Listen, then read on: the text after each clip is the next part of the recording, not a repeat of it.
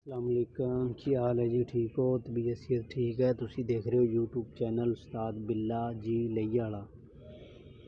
ते मैं बना रहा जी हांडी सालन बना रहा, देख सकते हो तुसी माशाअल्लाह जी। मैं शलजम पका रहा, समझ गोंगलू पका रहा। तो आ देख लो बस इन्हों माड़ा जिहा उबाल के ते फिर हांडी में देंगे चंगा कमड़ांगे तो कमड़ के पका के ते खा के ते सौ जावांगे जल्दी जल्दी। ते अज जिन्हों हांडी नहीं दोस्त नूं बनानी आंदी उन्होंने अज हांडी बनाना सिखावांगे। साडी वीडियो देखते रहो।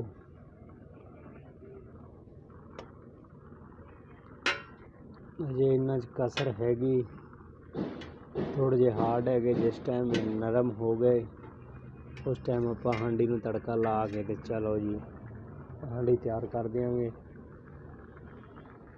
अजे तकरीबन 5 मिनट होर वेट कर लेंगे। ते हांडी बना रहा मैं आपको बनाना चाहता मैं जा रहा सीधी रेत ते कौन सा देते हैं हांडी लोगे देख सकते हो मैं तो पा रहा हूं और लो अंदर जाता ये तो बताएगा कैसे पूरी लगेगा तो लोग आपके सामने तो लगा पड़ा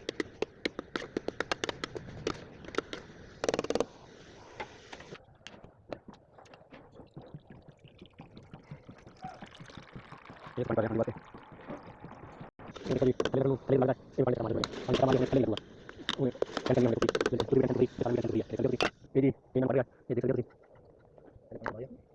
हो उबाल के ते हुण इन्हां नूं निचोड़ रहा है।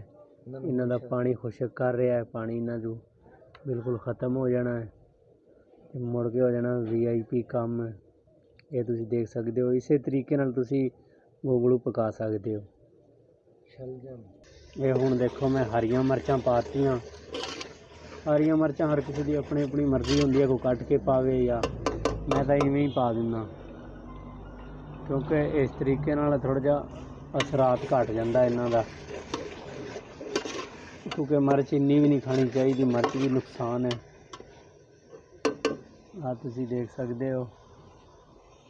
सिर्फ तुहानूं दिखाने वास्ते मैं रोज़ हांडी बनाना, अलग डिशां तैयार करदा। जी इस तरीके नाल हुणे क्लीयर हो रहे हैं। इन्हां चों पानी हुणे समझो कि बर्फी बन गए, जिवें रसगुल्ला ला लो या बर्फी ला लो, इवें बनते जाते हैं।